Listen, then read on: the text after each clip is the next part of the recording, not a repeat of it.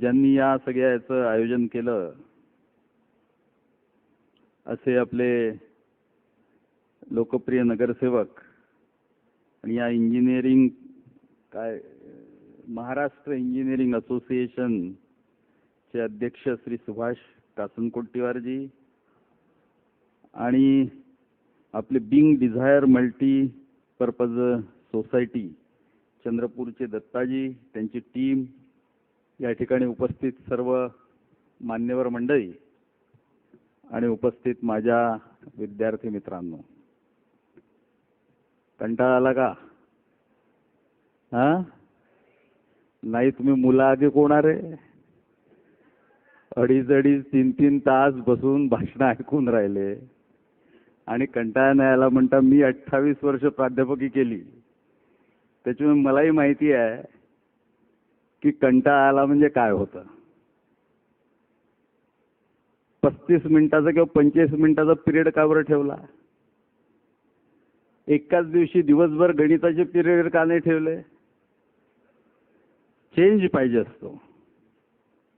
आता आपल्या संचालक महोदयांनी सांगितलं की गोजे सर आता तुम्हाला एक गोष्ट सांगून इंटरव्हलच्या ऐवजी रिफ्रेश करतील.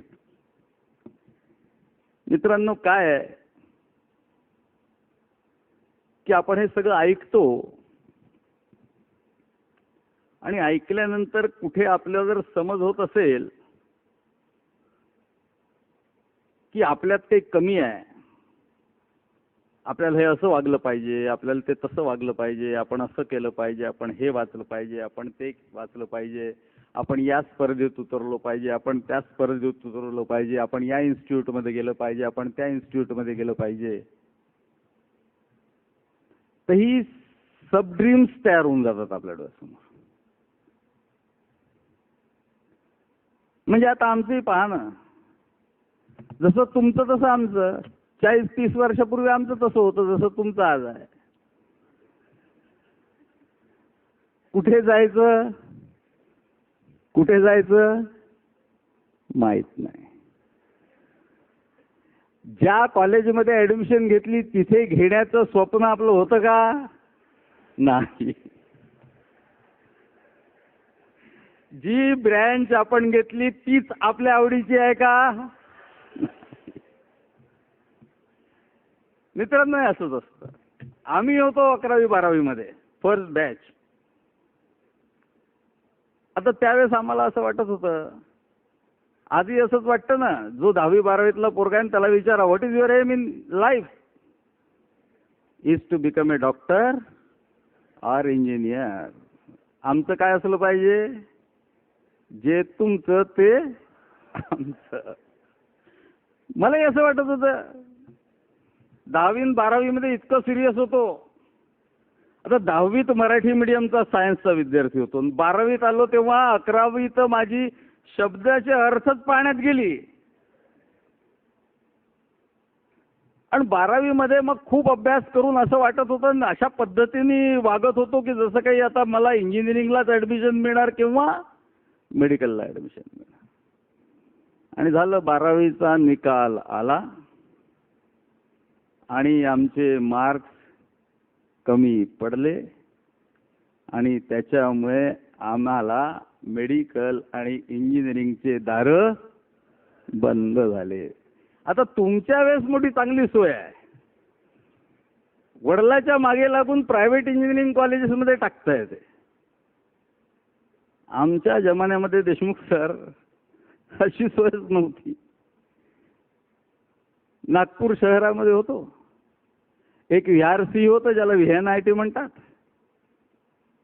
एक होतं LIT Lakshmi Narayan institute of technology, जिथे केमिकल इंजिनिअरिंगचे कोर्सेस होते.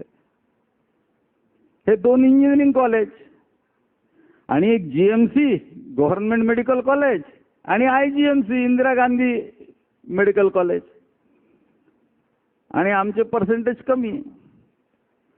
मग बाकी महाराष्ट्रातले 5-7-10 कॉलेजेस होते, सगळे गव्हर्नमेंटचे कॉलेजेस होते. दरवाजे बंद. मग काय करायचं?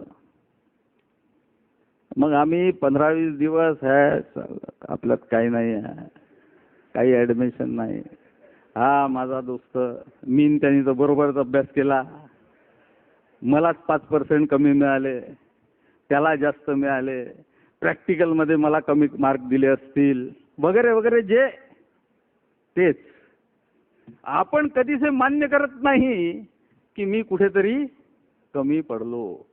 आपण घरी जाऊन आई वडिलांना म्हणतो, आपण गुरुजनांना म्हणतो.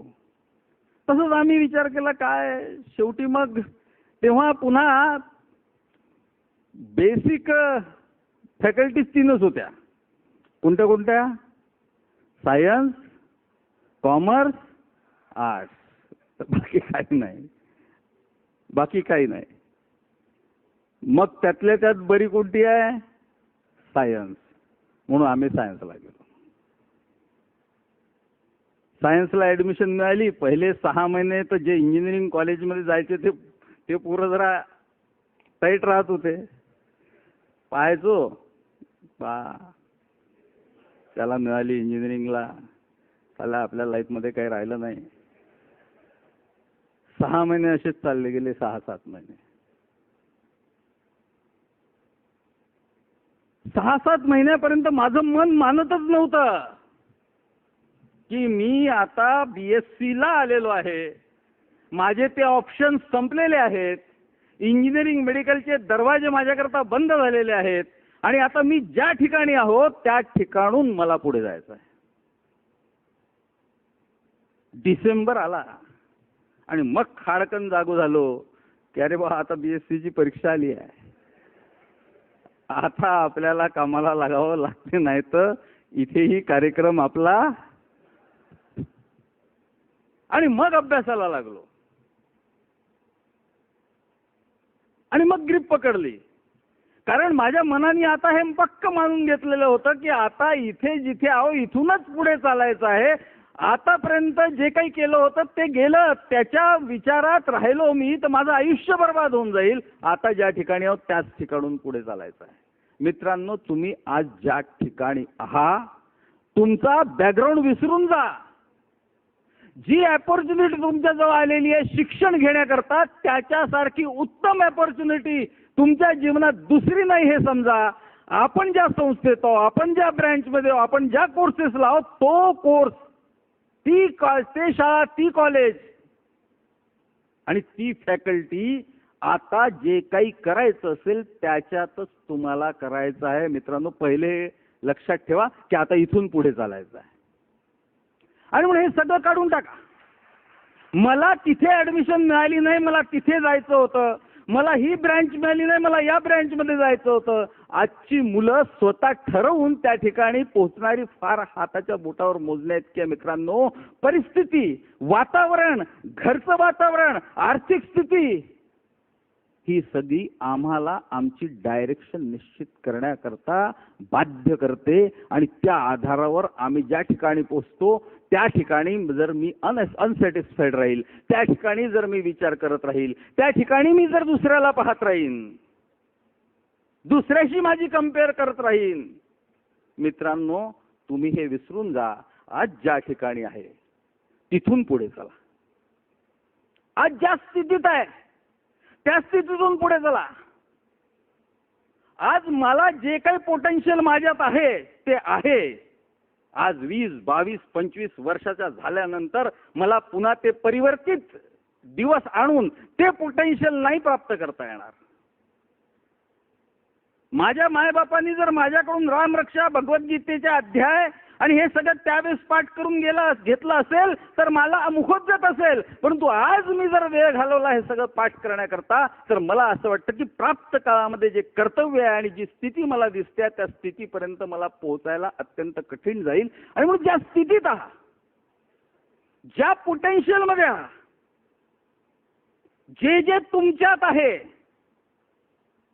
त्या आधारावर चालणं सुरू करा. आम्ही काही टॉप क्लास स्टुडंट्स नव्हतो. आम्हाला काही वेळ तसं वाटलं, पण जेव्हा हे परिवर्तित केलं, जेव्हा हा विचार बदलला आणि मग ज्या स्थितीत आहोत तिथून अपॉर्च्युनिटीज दिसायला लागल्या. राजकारणामध्ये करिअर बनवण्याचं काही मी BSc मध्ये असताना ठरवलं नव्हतं. पण जशा जशा जागा मिळत गेल्या, जशा जशा ऑपॉर्च्युनिटी समोर यायला लागल्या, BSc झालो, MSc झालो, त्यात मॅथमॅटिक्स सब्जेक्ट मेहनत केली, फर्स्ट डिव्हिजन लागलो. त्यावेळेस काही एवढे लोक येत नव्हते आणि मोठ्या प्रमाणात इंजिनिअरिंग कॉलेजेस निघाले होते. मोठ्या प्रमाणात मॅथमॅटिक्सच्या शिक्षकाची आवश्यकता होती. त्या काळात फर्स्ट क्लास असल्यानंतर एमफिलची वगैरेची गरज नव्हती आणि म्हणून आम्ही ताबडतोब 2-3 कॉलेजमधले कॉल आमच्याकडे आले. वारिस आम्ही चॉईस करत होतो, लोक आम्हाला रिजेक्ट करत होते. आम्ही अशा स्थितीत जाऊन पोहोचलो की 4-4 लोकांनी आम्हाला अपॉइंटमेंट लेटर पाठवले. आता माझ्याजवळ होतं चॉईस करण्याचा अधिकार, कारण आता I have proved my metal. मित्रांनो, नोकरी देण्याकरता जी पहिली कंपनी तुम्हाला ऑफर लेटर देत असेल तिला टर्म्स डिक्टेट करू नका. त्या पोझिशनला यायचो आहे आपण. आणि म्हणून 4 याच्यातला चॉईस केला आणि प्राध्यापकी सुरू केली. सुरू करता करता अशी अपॉर्च्युनिटी आली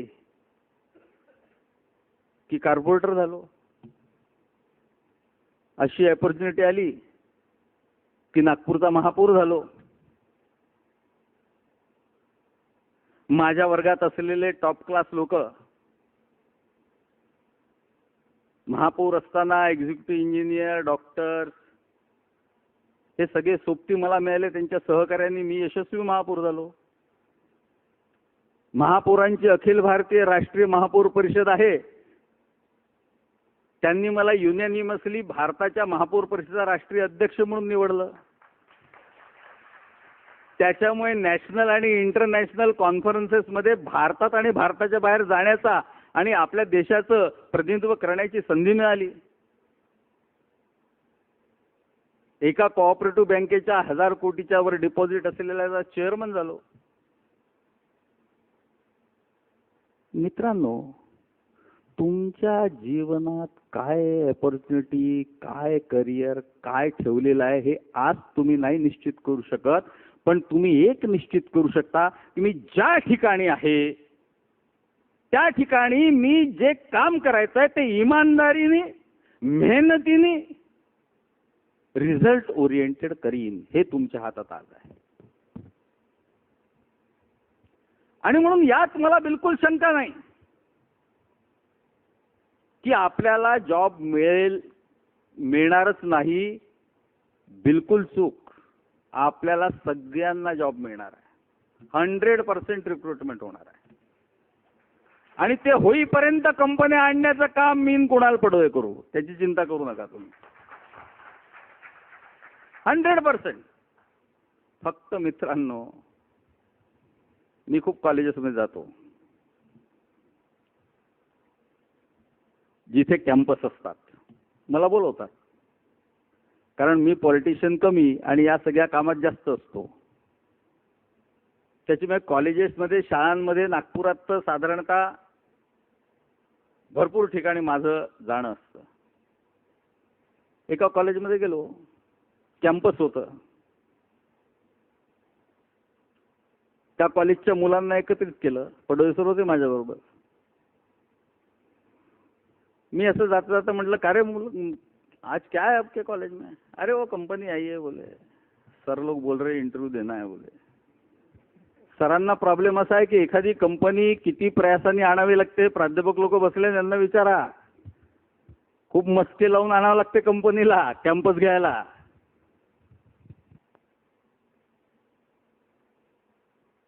कंपनी आई है मैंने, अच्छा अच्छा अच्छा, क्या कोई इंटरव्यू देता? मैंने बोला तू तेरे को इंटरेस्ट नहीं है तो. अरे वो सर देखेंगे ना बोले, नहीं गया करके. आणि सरांनाही प्रॉब्लेम असा आहे की कंपनी जर एखादी आली तर त्याच्यासमोर 100-200 तर पोरं दाखवले पाहिजे इंटरव्ह्यूला आलेले. कशी जातो आपण?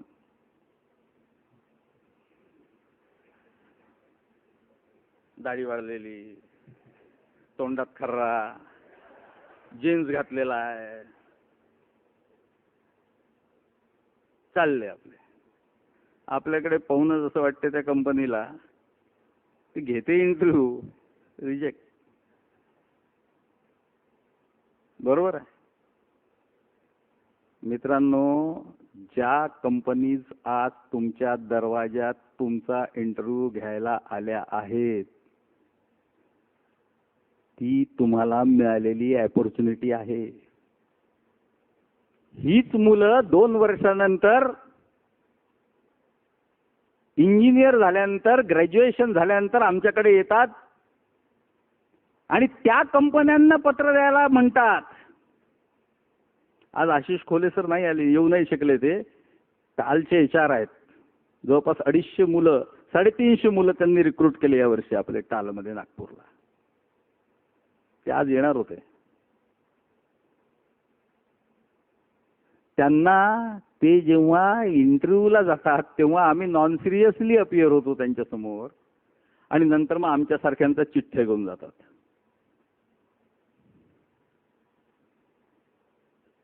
आम्हाला चांगलं इंटरव्ह्यू आहे, आज माझा इंटरव्ह्यू आहे. अरे तू आज दाढी कसा करून राहिलाय सकाळी सकाळी उठून? बाबा माझा आज इंटरव्ह्यू आहे, असे म्हणणारे पोरं नाही दिसत. आज मी जरा फॉर्मल ड्रेस घालून चालली आहे. कारण काय, तर माझी इथे इंटरव्ह्यू आहे, माझं सिलेक्शन होणार आहे नाही होणार आहे जाऊ द्या. Are you going to welcome the opportunity? तुम्ही आलेल्या संधीचा दरवाजावर नॉक करून राहिली, तिचं स्वागत करणारा की नाही करणारा? मित्रांनो, संधी खूप वाह्यात आहे. निघून गेली तर पुन्हा परतून येत नाही. आमच्या चिठ्ठ्यांना तिथे काही व्हॅल्यू राहत नाही. याचं कारण तुम्ही टेस्टेड आहात त्यांचे. लोक येतात म्हणून आम्ही चिठ्ठ्या देतो. नाही तर काय म्हणते, आमदार आहे मोठा झाला म्हणते, झाली चिठ्ठी नाही देत म्हणते, साधी घेऊन जा बाबा.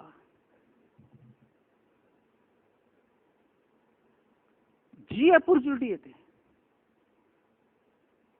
जी संधी चालून येते, तुम्हाला ते सिलेक्ट करू का न करू, तुम्ही स्वतः त्या दृष्टीने तयार आहे की नाही की मी इंटरव्ह्यूला चाललो आहे म्हणून.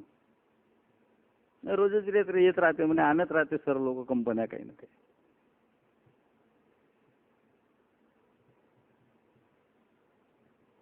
आपण जी संधी आपल्या दरवाजात आलेली आहे तिला वेलकम करा, तिला स्वागत करा, तिचं स्वागत करा.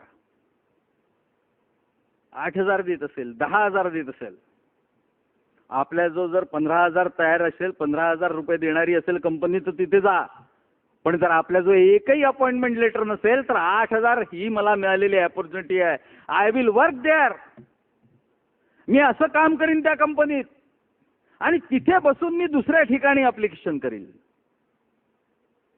मला आज मुंबईहून एक फोन आला. पोरगा 2 कंपन्यांमध्ये होता. मी आता बरोबरच येत होतो, जामची गोष्ट आहे.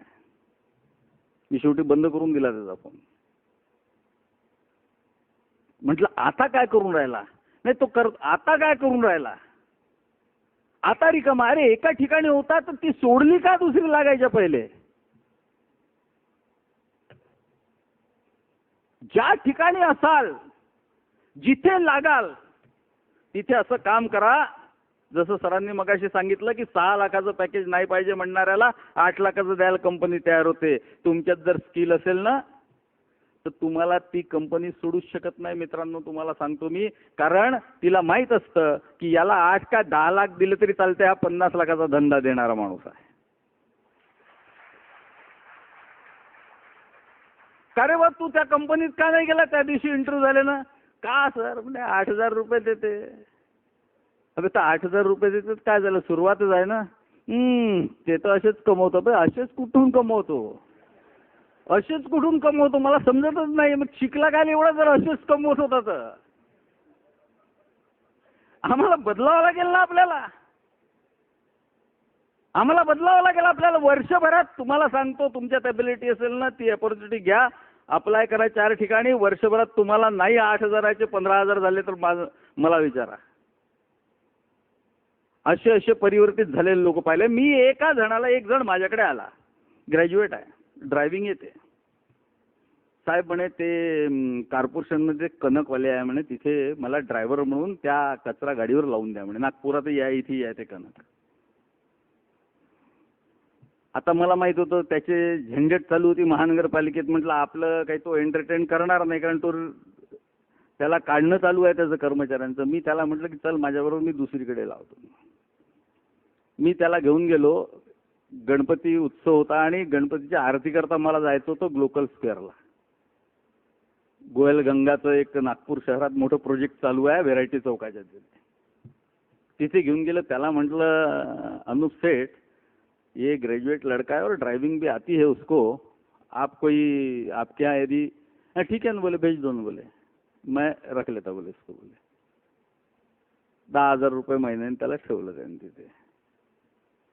मी जेव्हा 6 महिन्यांनी गेलो तेव्हा म्हटलं अरे हा कुठे गेला. अरे बोले उसको मैंने बोले मार्केटिंग में डाल दिया. बोले मैंने बोला क्यों. अरे वो लड़का बहुत तेज है बोले. वो जब मेरे यहाँ ड्राइवर था बोले तो मेरे को पीए की जरूरत नहीं थी बोले. जब उसने हर चीज समझ लिया बोले, अभी 40,000 रुपये का मारा बोले. मुझे बताइए आप, उसकी इच्छा कहाँ थी कचरे के गाड़ी पे ड्राइवर होने की, क्योंकि वो 100-150 रुपए ज्यादा के मिल जाते लोगों से यदि उनके डब्बे घर से उठा करके डाल दिए तो. पर उसमें स्किल था. परिवर्तन होतं, परंतु आपण त्याच्या दृष्टीने तयार राहायला पाहिजे. अशी अनेक उदाहरणं आपल्याला दिसतील. परंतु जर पहिलीच नोकरी 8,000 वाले, क्या 8,000 कॅन्सल, नाही जात तिथे. का बरं. 12,000 रुपये पुण्याला मिळाली तर तिथे ऑफर लेटर आल्यानंतर, अपॉइंटमेंट लेटर आल्यानंतरच कुणाल सर अर्धे लोक आपल्याकडे येते की 12,000 का होते म्हणते तिथे जाऊन. अरे पण जो जेवण देऊन राहिला आणि राहण्याची व्यवस्था करून राहिला आणि तिथे गेला एकदा तर तिथून अप्लाय करत राहा इकडे तिकडे. तू जेव्हा दुसरीकडे अप्लाय करशील तेव्हा खाली आहे तो नाही लिहावं लागणार. इथे आहो बा, म्हणजे तुला एक एक्सपिरियन्स तर येईल, काउंट होईल. नाही सर म्हणते एवढ्या दूर नाही जात म्हणते, इकडे काही असेल तर पहा म्हणते. अरे इकडे नाही आहे ना काही, तिकडे आहे तर पहा तिकडे. अरे जिथे जिथे मिळतं आहे, जिथे मिळतं तिथे जा. जे पहिले मिळालं त्याचं स्वागत करा. ती तुमची पहिली सीडी आहे. पुढची सीडी पकडा,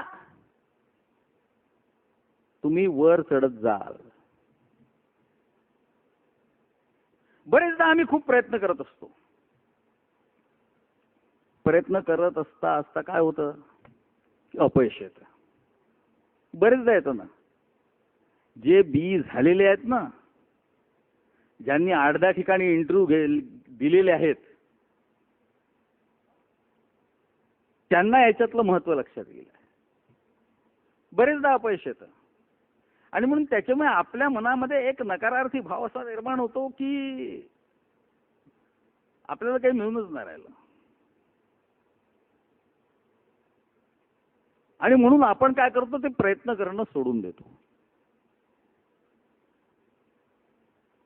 मित्रांनो, जिथे अपयश मिळेल ना, जिथे अयशस्वी व्हाल, जिथे असफल व्हाल, तिथून पुन्हा सफलतेकडे अग्रेसर व्हा. तिथून पुन्हा सफलतेकडे अग्रेसर व्हा. तुम्हाला सांगतो मी, तुम्हाला यश मिळाल्याशिवाय राहणार नाही. असंच झालं. आम्ही एक फॉर्च्यून फाउंडेशनच्या माध्यमातून एक केबिन क्रू करता एक ॲडव्हर्टाइजमेंट येते पहा. आणि नागपुरामध्ये आम्ही त्याचं 3 दिवसाचं एक ट्रेनिंग घेतो केबिन क्रूचं. मागच्या वर्षी 63 मुलं मुली लागले आणि यावर्षी 22 लागले. त्याच्यातले हेमंत सुटे सर आहेत, ते एअर इंडियाचे ट्रेनर आहेत. आणि आपण NGOच्या माध्यमातून घेतो, त्याच्यामुळे त्यांना यायला काही हरकत नसते. आम्ही ॲडव्हर्टाइजमेंट देतो वर्तमानपत्रांमध्ये, म्हणजे न्यूज देतो, ॲडव्हर्टाइजमेंट देत नाही, कारण पैसे आपण घेत नाही. कुठल्याच कार्यक्रमाची रजिस्ट्रेशन फी नाही. 3 दिवसाचं ट्रेनिंग देतो. पहिल्या दिवशी जवळपास 700-750 मुलं मुली येतात. मग आम्ही काय करतो की पहिल्या दिवशीच त्यांचं हाईट, वेट, नंतर त्या ज्या रिक्वायरमेंट आहेत, टेक्निकल ॲबिलिटीज ज्या आहेत त्या, ग्रॅज्युएशन, हे पाहतो आणि त्याच्यानंतर मग त्यांना दुसऱ्या दिवशी बोलवतो. आता पहिल्या दिवशी जेव्हा मी तिथे दिवसभर राहतो पहिल्या दिवशी, कारण जे जे मुलं भेटतात त्यांना मी काउन्सिलिंग देखील करतो त्या ठिकाणी. मुलं येतात, पहिल्यांदा काय म्हणतात मुलं मुली, सर ते एअर होस्टेस म्हणजे खूप इंग्लिशमध्ये बोलावं लागतं. मग तुला कोणी सांगितलं इंग्लिशमध्ये बोलावं लागतं म्हणून? कोणी सांगितलं इंग्लिशमध्ये बोलावं लागतं? मी म्हटलं 1000-1500 वेळा विमानाने गेलो म्हटलं, त्या एअर होस्टेसला पाण्याशिवाय दुसरं काही मागितलं नाही म्हटलं, आणि पाणी मागायच्या ऐवजी पाणी नाही म्हणत म्हटलं मी. ती आहे ना, जे जे जातात विमानाने, विचारा तुम्ही यांना काय बोलतो आपण त्यांच्याशी. मी म्हटलं चिंता करू नको, मराठी आपण माणूस आहो, ऐशी तैशी इंग्रजीचे 200 वाक्य शिकून देतो म्हटलं, तेही खूप झाले. त्याच्या पलीकडे त्या एअर होस्टेसला काहीच प्रश्न नाही विचारला जात म्हटलं.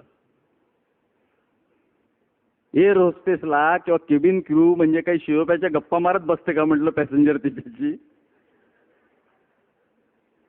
का इंटरनॅशनल पॉलिटिक्सवर चर्चा, का स्किल डेव्हलपमेंटवर चर्चा, का सक्सेसवर चर्चा, की कॉम्पिटिटिव्ह एक्झामिनेशनवर चर्चा, की आज पेपर में क्या न्यूज आया, हे थोडी आहे विचारायचं. म्हटलं 200 वाक्य शिकवून देतो म्हटलं. फक्त तुला हे वाटलं पाहिजे की मला इंग्लिश येते. तुझ्या जर डोक्यात हे असेल का मला येत नाही, तर म्हटलं ब्रह्मदेवाचा बापही तुला यशस्वी करू शकत नाही. तू ठासून सांग म्हटलं. मी नाव नाही घेत, पण अनेक आपले राजकीय नेते असे आहे की ज्यांनी आम माणसातली ही भावना काढून टाकली. ते फडाफड इंग्लिशमध्ये भाषण देते, ग्रामर तुम्ही पाहत बसा. आम्हाला का करायचं आहे? अरे आम्हाला का करायचं आहे? अमेरिकन इंग्लिश अलग आहे, ब्रिटिशची इंग्लिश अलग आहे, तर मग आपण कशाला त्या भानगडीत पडायचं? आपली इंडियन इंग्लिश अलग आहे. आमचं कसं आहे, आमचा प्रॉब्लेम हा आहे. आम्ही काय विचार करतो की तो पडोळे जसा बोलते तसं आपल्याला बोलताय. पडोळेच्या लँग्वेजमध्ये बोलते, आपण आपल्या लँग्वेजमध्ये बोलावं ना, आपल्याला काय जाते? तुम्ही म्हटलं, मी त्यांना म्हटलं तुम्ही हे डोक्यातून काढून टाका तुम्हाला येत नाही म्हणून. मी तुम्हाला सांगतो, अनेक मोठ्या लोकांचे मी PA लहानपणापासून पाहतो.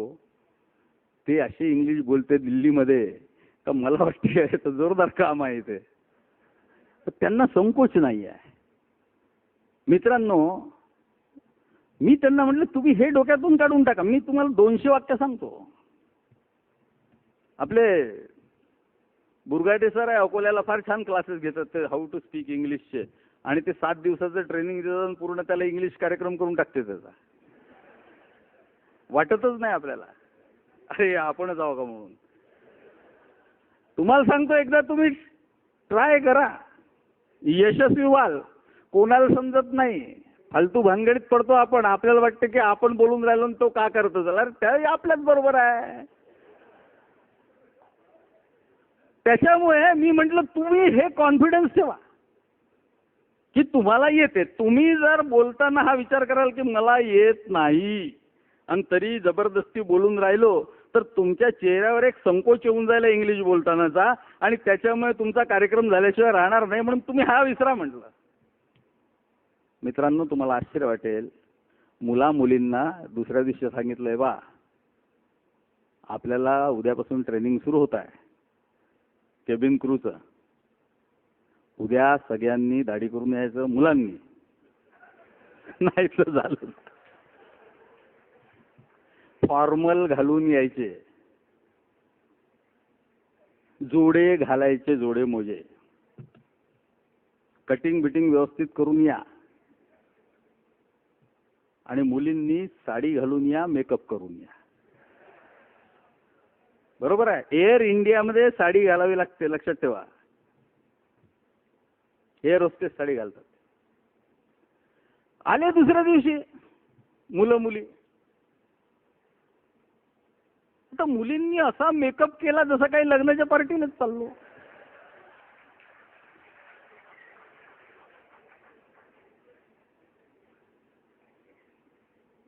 एअर इंडियाची एक पद्धत आहे. मेकअप कसा पाहिजे, सोबर पाहिजे. तो पार्टीला जाण्याचा नाही, लग्नाचा मेकअप नाही. तो मेकअप कसा पाहिजे, तो सोबर पाहिजे. मग त्यांना सांगितलं की हा कसा करायचा. आपल्या ज्या सिनियर एअर होस्टेस मुली आहेत ना, त्या ट्रेनर येतात तिथे. आता ॲडव्हर्टाइजमेंटचे कडे लक्ष ठेवा तुम्ही. कोणताही फॅकल्टीचा ग्रॅज्युएट चालू शकतो. 70,000 रुपये स्टार्टिंग आहे. इंटरनॅशनल मध्ये जर गेले तुम्ही तर 2.5 लाख रुपयाचं हे मिळते, सॅलरी मिळते महिन्याची. आणि घरचं वातावरण बदलतं मित्रांनो. आणि मग ते सांगितलं त्यांना. आणि दुसऱ्या दिवशी तशा प्रकारचा मेकअप, तशा प्रकारचे फॉर्मल तसं घालून मुलं मुली आले तिथे. 2 दिवस पूर्ण ट्रेनिंग घेतलं. ते वाक्य ते त्यांना आमचे ट्रेनर जे आहेत ते व्हॉट्सअपवर त्यांच्याशी हे करतात, डिस्कस करतात. नंतर तुमचं काय म्हणतात, फोनवर डिस्कस करतात. ते फ्रेजेस म्हणून दाखवा म्हणतात, ती स्टाईल म्हणून दाखवा म्हणतात. चालायचं कसं, बोलायचं कसं, इंग्लिशही बोलायचं, तो ओठ किती उघडले पाहिजे. तिथे फार सॉफ्ट स्किल्सचा खूप वापर आहे. तिसऱ्या दिवशी जेव्हा मी समारोपाच्या कार्यक्रमाकरता पुन्हा पोहोचलो, त्यावेळेस मी हेमंत सुटे सरांना विचारलं का हेच आपले पोरपोरी आहे का त्या दिवशीचे. अहो आमूलाग्र बदल. आपल्याला वाटत होतं. आणि त्याच्यात कोण, ग्रामीण भागातली मुलं मुली सिलेक्ट झाले, ज्यांना असं वाटत होतं की आपल्याला इंग्लिश येत नाही. ते त्या लाईनचं इंग्लिश. इथे सर बसलंय, मी मॅथमॅटिक्सचा प्राध्यापक. मॅथमॅटिक्स शिकवण्याचं एक वेगळं इंग्लिश आहे, सायन्सचं एक वेगळं इंग्लिश आहे. त्या शब्दांची रचना जी आहे कदाचित दुसऱ्याला ती कळणार नाही. आणि त्या लाईनचं एक इंग्लिश असतं. आणि ते शिकवलं. 173 मुलांना कॉल आले. इंटरव्ह्यूला गेले. दिल्लीला हंसराज भैया, गडकरी साहेब, कृपाल तुमाने साहेब यांच्या इथे मी सगळ्यांची राहण्याची व्यवस्था करून दिली. इंटरव्ह्यूच्या दिवसापर्यंत वेगवेगळे इंटरव्ह्यू होते. 15 दिवस इंटरव्ह्यू चालले. जो ट्युटर होता तो नागपूरचा असल्यामुळे त्यांना रात्री 2-2 वाजेपर्यंत त्यांचे प्रशिक्षण घेतले. आणि त्याच्यातले 62 मुलं सिलेक्ट झाले. मित्रांनो, त्यांनी ठरवलं की हे होऊ शकतं, ते झालं. नाही तर अशाही लुटणाऱ्या संस्था आहेत.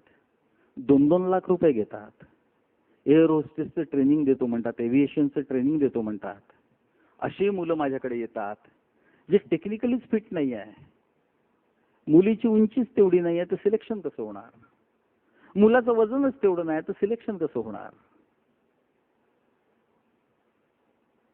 परंतु हे होऊ शकतं मित्रांनो. हे सगळं होऊ शकतं. एकदा आपल्याला ठरवावं लागतं. कोणताच प्रेशर डोळ्यासमोर नाही, कोणताच उद्देश डोळ्यासमोर नाही. एकच लक्ष की आपल्याला यशस्वी व्हायचं आहे.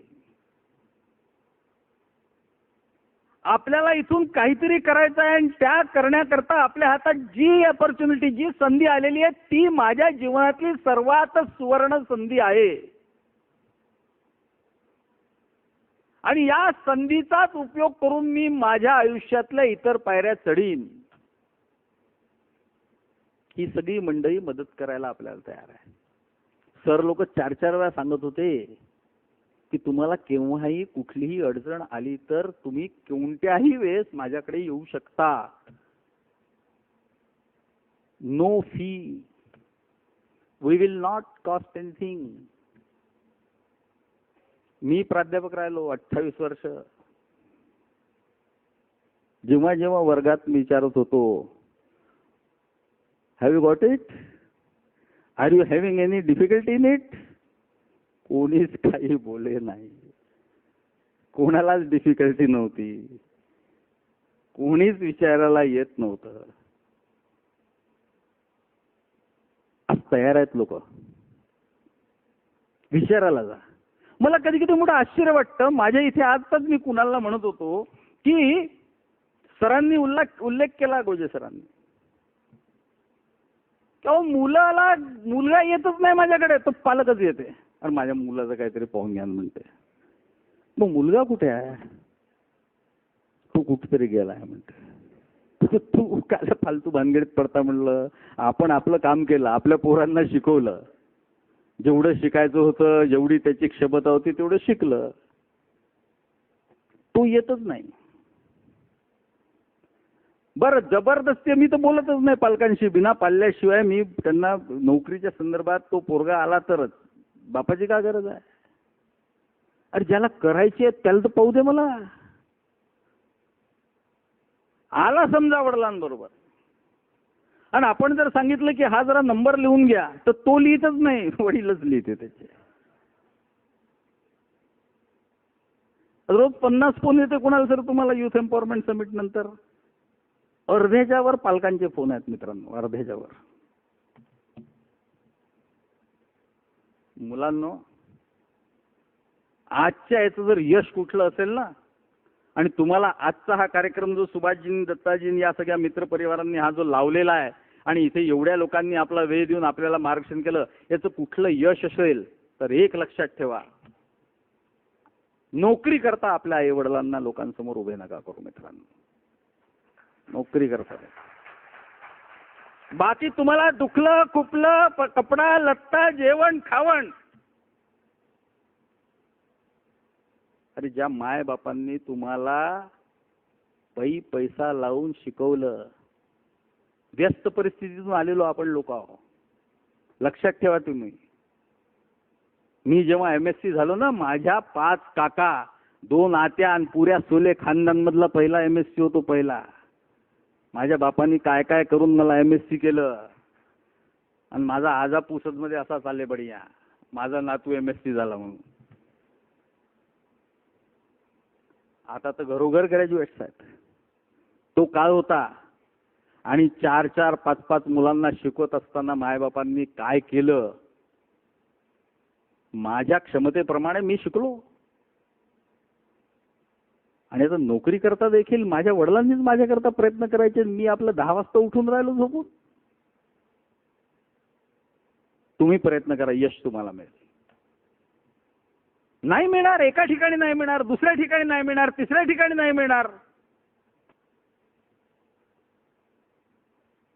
प्रत्येक दरवाजाला खटखटवणं आणि त्याला आव्हान देणं, तो खरा युवक आहे.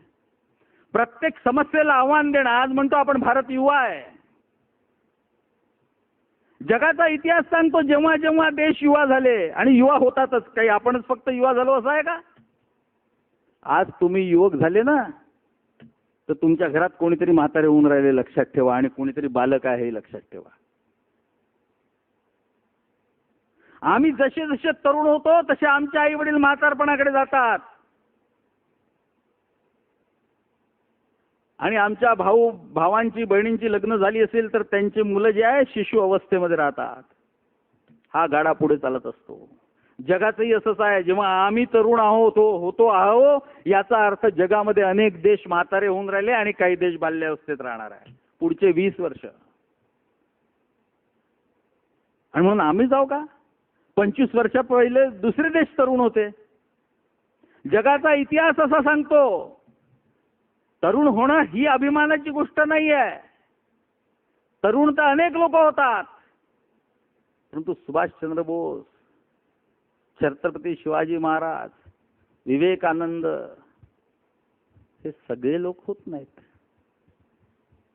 जगाचा इतिहास सांगतो की जे जे देश तरुण झाले,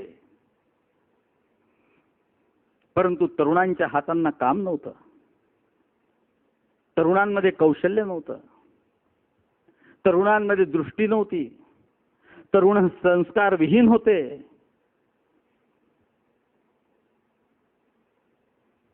ते देश अराजकतेच्या गर्तेत अडकले.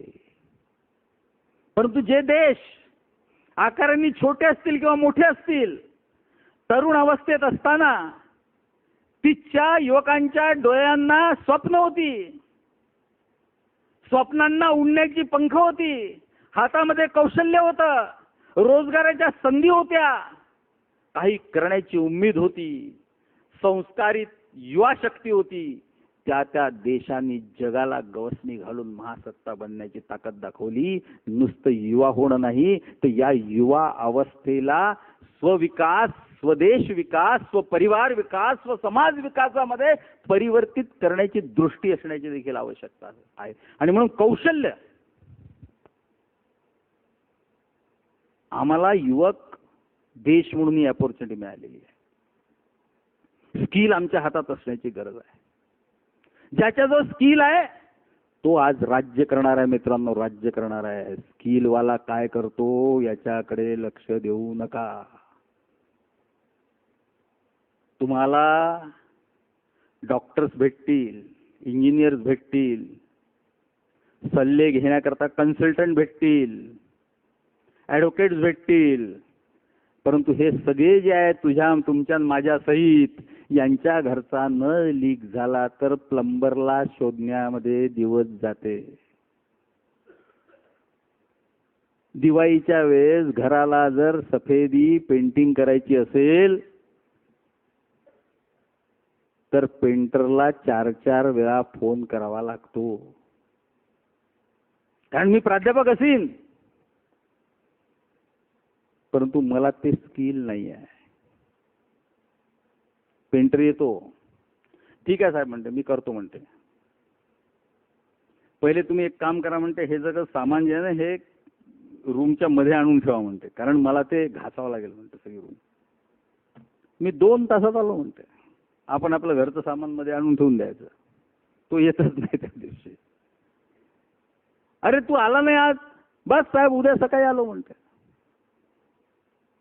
तो 2 पोरं घेऊन येते, घासून टाका रे म्हणते पूर्ण भिंत. ते पुरं घासून टाकते, पुट्टी भरून देते, 2 दिवस येतच नाही. तो आपलं सामान मध्ये पूर्ण ते धूळ भरलेली, आपण त्याला वाटच पाहून राहिलो त्याची. याचं कारण तो तेव्हा दुसऱ्याचं घर घासत राहते. तो ॲट ए टाइम हे सगळे कामं करतो आणि तुम्हाला वेटिंगवर ठेवतो. ज्या माणसाला तुम्ही आपल्या फर्म मध्ये आलं असताना 2-2 तास वेटिंगवर ठेवता, तो माणूस तुम्हाला तुमच्या घरी वेटिंगवर ठेवतो. ते स्किल आहे, त्याच्यात स्किल आहे म्हणून डिक्टेट करतो. आणि त्याला बदलून दुसऱ्याला जरी आणलं तरी तो तेच करेल. याचं कारण शॉर्टेज आहे.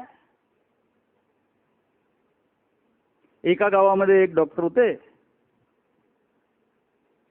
एक जण गेला त्याच्याकडे, डॉक्टरकडे, की मला बरं नाही वाटून राहिलं, जरा ताप वगैरे आलेला असं वाटतं, थांब म्हणे तू.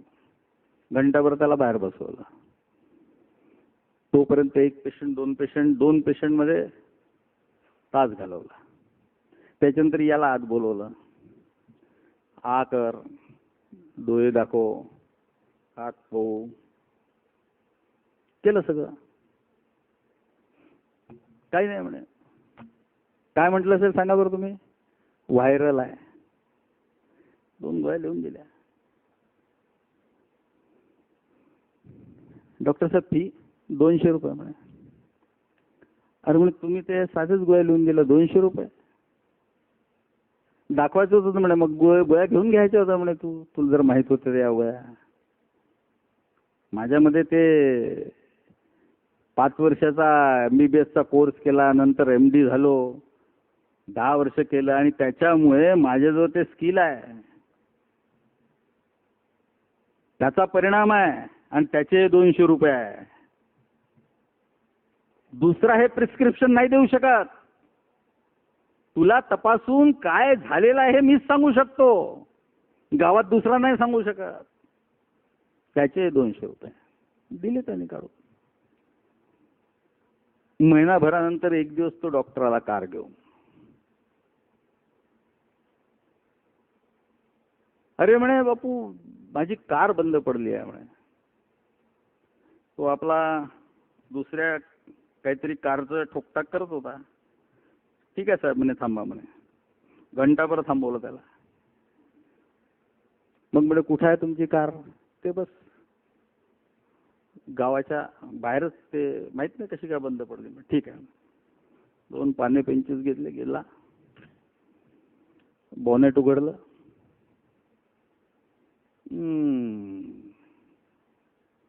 बॉनेट बंद केलं, एक खालून हातोडा मारला.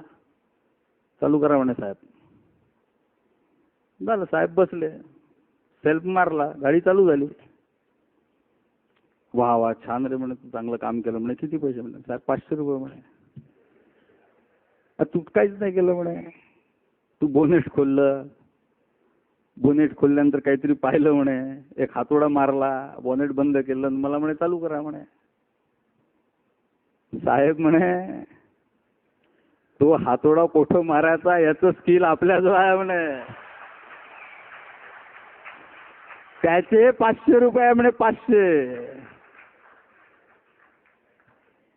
घेतले नाही. डिक्टेट करतो स्किलवाला. स्किल माझा माणूस डिक्टेट करतो. ज्याच्यात काही आहे तो डिक्टेट करतो. मित्रांनो,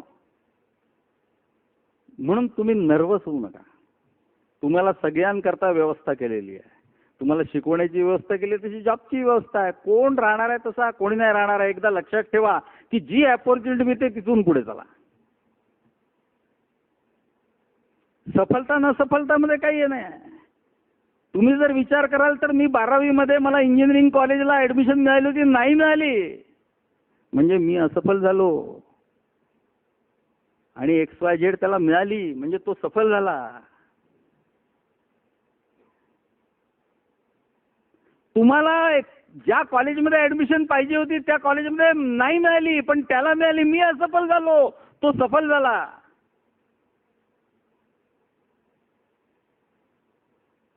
मी स्पर्धा परीक्षांमध्ये परीक्षा दिल्या, मी अयशस्वी झालो, तो यशस्वी झाला.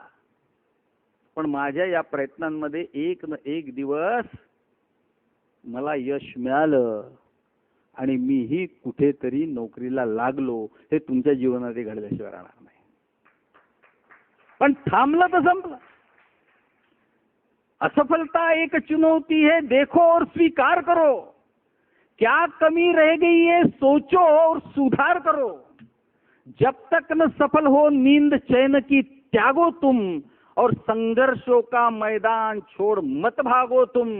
कुछ किए बिना ही जय जयकार नहीं होती, कोशिश करने वालों की कभी हार नहीं होती. होऊच शकत नाही, होऊच शकत नाही. नन्ही सी चींटी जब दाना लेकर चलती है, चढ़ती दीवारों पर 100 बार फिसलती है.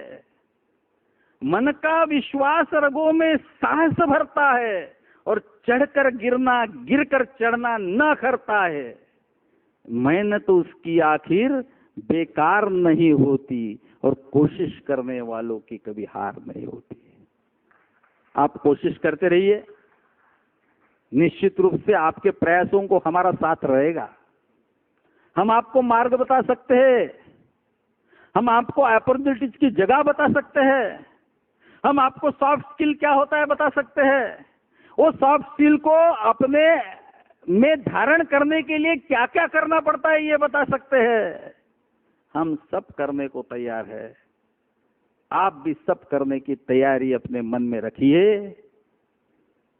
ये जो युवकों ने ये कार्यक्रम का आयोजन किया है, अगले साल 25 कंपनियों के साथ फॉर्चून फाउंडेशन और एकपा निश्चित रूप से यहाँ आएगा. पर उन्होंने हमें ये नहीं बोलना चाहिए कि हमको 15 ही मिले और 25 मिले. ये सब लोग आपकी तैयारी के लिए तैयार है. आप निश्चित रूप से इस प्रकार के आयोजनों का लाभ लीजिए. जो भी आपको सुभाष जी के ओर से इंफॉर्मेशन मिलेगी इंटरव्यूज की अलग अलग प्रकार की, वो इंफॉर्मेशन आप सबको दीजिए. जो लड़के जाना चाहते हैं वहाँ जाकर के वो इंटरव्यू निश्चित रूप से लेंगे और आपको निश्चित रूप से सफलता मिलेगी. आप बहुत देर से यहाँ बैठे रहे, हमें सुना, बड़ा अच्छा लगा। ये पहला इस प्रकार का आयोजन चंद्रपुर में आप लोगों ने किया। आयोजकों को भी धन्यवाद, जो वक्ता यहाँ आए और उन्होंने अपना कीमती समय देकर आपको मार्गदर्शन किया। और सबसे बड़ा धन्यवाद आप सब लोगों को कि आप लोग सब बैठे, सुना और ये तय करके जा रहे हैं कि हम कुछ न कुछ करेंगे। मैं अपेक्षा करता हूँ कि निश्चित रूप से इसका कुछ न कुछ अच्छा ही नतीजा निकलेगा। बहुत बहुत धन्यवाद, बहुत बहुत आभार।